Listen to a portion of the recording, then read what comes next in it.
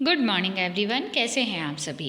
आज हम आपकी हिंदी भाषा कौशल जो कि हिंदी ग्रामर की बुक है उसका अध्याय 22 पढ़ने जा रहे हैं, जो कि है पत्र लेखन, लेटर राइटिंग, है ना।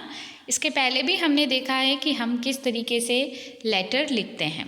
ठीक है, हम कभी कभी अपने ऑफिसर्स को लेटर लिखते हैं, कभी हाँ आप लोग स्कूल में अपनी क्लास टीचर को, अपने प्रधान अध्यापक को लेटर लिखते हो, है ना। अपने फ्रेंड्स को लेटर, अब तो लेटर लिखना बहुत कम हो गया, अब तो ये केवल एग्ज़ाम्स की बात हो गई। लेकिन जब हम ईमेल करते हैं ना, ईमेल में भी हम एक तरीके का लेटर, जब हम इन्फॉर्मेशन देते हैं तो हम एक तरीके का लेटर ही लिखते हैं, है ना। तो हमें पता होना चाहिए कि लेटर में ऊपर क्या लिखा जाता है, बीच में क्या लिखा जाता है और नीचे क्या लिखा। 3 भाग होते हैं लेटर के। सबसे ऊपर हम जिसे लिख रहे हैं उनका एड्रेस और उनके बारे में उनको संबोधित करते हैं। बीच में हम अपना विषय लिखते हैं और जो भी जिस बारे में हमें सूचना देनी रहती है वो लिखते हैं। और लास्ट में जिसने लेटर लिखा है उसका नाम और उसका एड्रेस आता है। ठीक है, तो ये होता है एक लेटर को लिखने का तरीका। ठीक है, अब यहाँ पर जैसे मैंने बोला कि कभी आप अपने फ्रेंड्स को लिखते हो, कभी आप अपनी टीचर को लिखते हो, मतलब कि हमने 2 अलग अलग तरह के लेटर्स के बारे में बात की, पत्र के बारे में बात की। तो जो पत्र होते हैं, लेटर होते हैं, वो 2 तरीके के होते हैं। कौन कौन से होते हैं? औपचारिक पत्र और अनौपचारिक पत्र। अब बोलोगे टीचर ये औपचारिक क्या है, अनौपचारिक क्या है? तो देखिए, औपचारिक पत्र, इसके अंतर्गत सरकारी और कार्यालय पत्र आते हैं। प्रधान अध्यापक, अध्यापक, किसी अधिकारी आदि को लिखे गए पत्र औपचारिक पत्र होते हैं। इस तरह के पत्र में प्रार्थना आदि करते हैं। ठीक है, औपचारिक पत्र क्या होते हैं? जब आप सरकारी अथवा कार्यालयी पत्र लिखते हो, है ना, या तो सरकारी लोगों के लिए पत्र लिखते हो या कार्यालय के लिए पत्र लिखते हो, ऑफिस के लिए पत्र लिखते हो, वो सभी क्या होते हैं? औपचारिक पत्र होते हैं। ठीक है, अनौपचारिक पत्र, इसे घरेलू या पारिवारिक पत्र भी कहते हैं। भाई बहन, माता पिता, रिश्तेदारों, मित्रों को लिखे जाने वाले पत्र अनौपचारिक पत्र कहलाते हैं। ठीक है, अब चलिए औपचारिक पत्र कैसे लिखें। अब हमें बताना है कि हम औपचारिक पत्र कैसे लिख सकते हैं। जब भी आप औपचारिक पत्र लिखें, निम्न बातों का ध्यान रखें। पत्र में सबसे ऊपर बाईं ओर जिसे पत्र लिख रहे हैं उसका संबोधन और पूरा पता लिखना चाहिए। ठीक है, क्या करना है? बाईं ओर मतलब लेफ्ट हैंड साइड में उसका पूरा संबोधन लिखना चाहिए, मतलब वो कौन है ना, उनको आदर सूचित शब्दों से संबोधित करना चाहिए और पता लिखना चाहिए। इसके बाद विषय लिखकर पत्र लिखना चाहिए, लिखने का कारण बताना चाहिए, ताकि, और विषय भी बहुत छोटा लिखना चाहिए। ऐसे नहीं कि आपने सारी राम कहानी विषय में ही बता दी, है ना। जो उसका मेन पॉइंट रहता है, किस विषय में आप ये पत्र लिखना चाहते हो, बस हमें वही सूचित करना होता है। इसके बाद नीचे बाईं ओर अधिकारी को संबोधित करना चाहिए और फिर उसके नीचे अपने पूरे जो लेटर रहता है उसे बताना चाहिए। ठीक है, और अंत में पत्र के बाईं ओर अपना नाम, पता स्पष्ट करते हुए हस्ताक्षर करने चाहिए। ठीक है, अभी जब हम एक लेटर देखेंगे ना तब मैं बताऊंगी कि कैसे लिखते हैं। ठीक है, अब जब हम औपचारिक पत्र लिखते हैं तो हम किस प्रकार से सामने वाले व्यक्ति को संबोधित करते हैं। महोदय, अगर वह पुरुष है तो महोदय, महिला है तो महोदया। श्रीमान, अगर वो पुरुष है तो श्रीमान, श्रीमती अगर वह महिला है तो मान्यवर। ठीक है, आदि का प्रयोग किया जाता है लिखने वाले की ओर से। जैसे मैं लेटर लिख रही हूँ तो मैं क्या लिख दूँगी? अगर मैं लड़का हूँ तो भवदीय, अगर लड़की हूँ तो भवदीया। निवेदक और निवेदिका, प्रार्थी, आपका विश्वसनीय, यदि आदि का प्रयोग किया जाता है। ठीक है, अनौपचारिक पत्र कैसे लिखते हैं? अब औपचारिक तो देख लिया हमने, जो हम ऑफिस के लिए लिखते हैं। अब अनौपचारिक पत्र जो हम अपने माता पिता के लिए, भाई बहनों के लिए या फ्रेंड्स के लिए लिखते हैं, वो कैसे लिखा जाता है? पत्र में बाईं ओर अपना पता, फ़ोन नंबर, दिनांक लिखते हैं। उसके नीचे बाईं ओर ही पत्र प्राप्तकर्ता, जिसको हम पत्र दे रहे हैं, जो प्राप्त करेगा उसका संबोधन किया जाता है।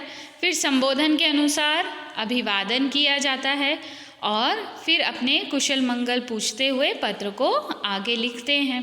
ठीक है, इसमें विषय नहीं आता है। और अंत में उत्तर की प्रतीक्षा, मतलब आपने तो लेटर लिख दिया, अब सामने से उसका रिप्लाई भी तो आएगा ना, तो फिर क्या लिखते हैं, जो उत्तर की प्रतीक्षा में जो रहता है, चाहे वो बेटा हो चाहे बेटी हो, है ना, फिर उनका नाम लिखा जाता है। ठीक है, अब यहाँ पर देख लेते हैं कि हम कैसे संबोधन करते हैं। अनौपचारिक पत्र में अगर बड़े हैं तो पूज्यवर, पूजनीय, आदरणीय, चरण स्पर्श ये लिखते हैं। फिर अगर छोटे हैं तो प्रिय, चिरंजीव, सौभाग्यशाली, सदा खुश रहो, आशीर्वाद आदि लिखते हैं। अगर बराबर वाले हैं तो प्रिय मित्र, प्रिय सखा, प्रिय बंधु, बंधुवर, सप्रेम नमस्ते और नमस्कार ये लिखा जाता है। फिर लिखने वाले की ओर से आपका आज्ञाकारी, तुम्हारा हितैषी, तुम्हारा जहाँ आ रहा है ना, वहाँ अपने मित्र को या अपने से छोटों को लिखते हैं। तुम्हारा अपना, अपनी, तुम्हारा दोस्त, मित्र, सखा, सखी आदि। ठीक है, अब हम एक लेटर देखते हैं। यहाँ पर देखो एक टॉपिक दिया हुआ है, पत्रिका में अपनी कविता छपवाने हेतु प्रधान अध्यापिका को पत्र।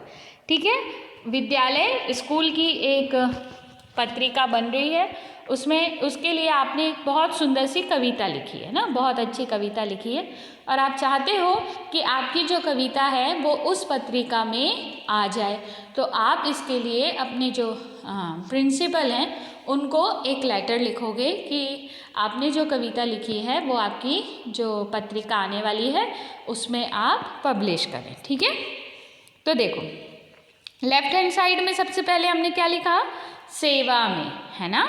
फिर उसके नीचे श्रीमान प्रधान अध्यापिका महोदय, इसमें लिखा है आदर्श पब्लिक स्कूल, आप क्या लिखोगे, जैन पब्लिक स्कूल। ठीक है, मेरठ की जगह रतलाम। विषय, अब इसके बाद आपने बता दिया आपको किसको लिखना है, एड्रेस भी बता दिया, अब आपको विषय लिखना है, सब्जेक्ट लिखना है। विद्यालय की मासिक पत्रिका में कविता छपवाने हेतु, क्यों लिख रहे हो आप ये लेटर, वही मैंने अभी बताया, आपके विद्यालय में, आपके स्कूल में एक पत्रिका छप रही है और उसमें आप अपनी कविता छपवाना चाहते हो। महोदया, अब देखो महोदया क्यों आया, क्योंकि आपने प्रधान अध्यापिका लिखा है।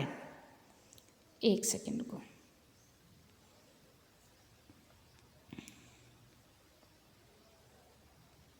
यहाँ देखो, यहाँ क्या लिखा है, प्रधान अध्यापिका, इसलिए यहाँ भी क्या आएगा, महोदया आएगा। ठीक है,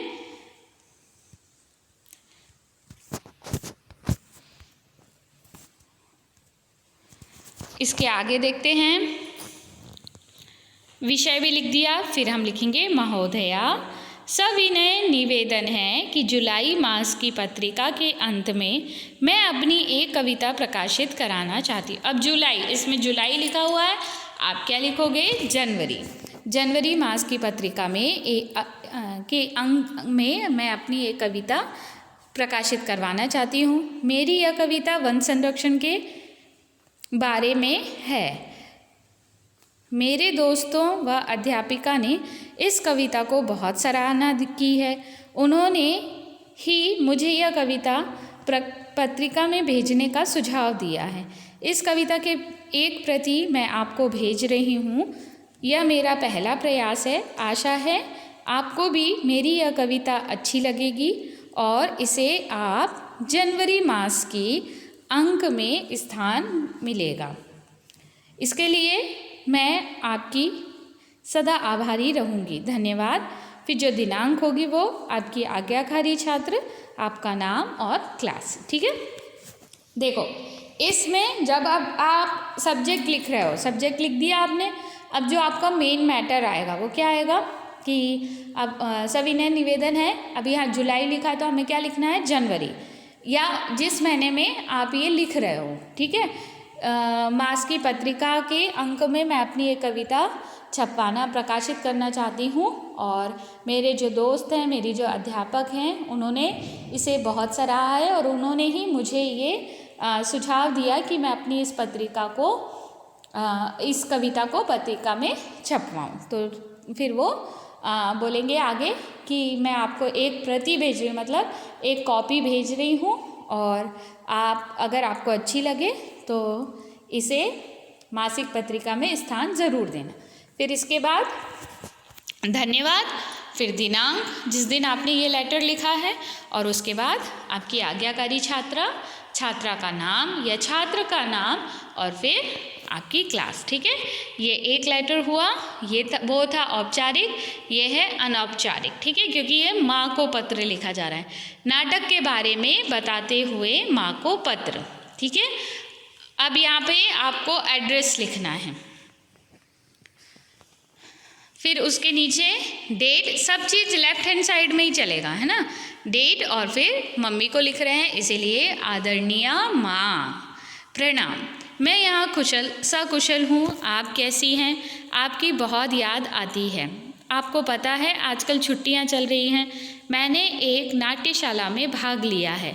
यहाँ हमने पहले सप्ताह में दूसरों की नकल करना, तरह तरह की आवाज़ें निकालना, चेहरे पर तरह तरह के भाव लाना सीखा है।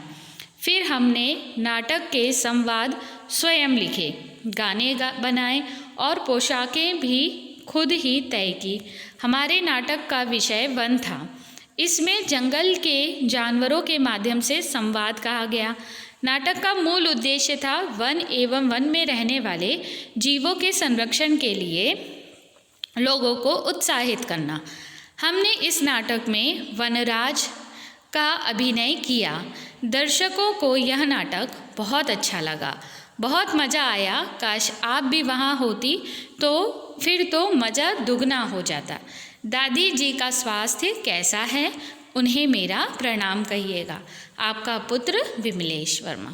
ठीक है, देखो ये कितना अच्छा लेटर लिखा गया है अपनी माँ को, जो आपने नाटक रेडी किया था और प्रस्तुत किया था उसके बारे में बता रहे हो। तो सबसे पहले ये बताना है कि आप अच्छे हो, और आशा है कि जिनको हम लेटर लिख रहे हैं वो भी अच्छे होंगे।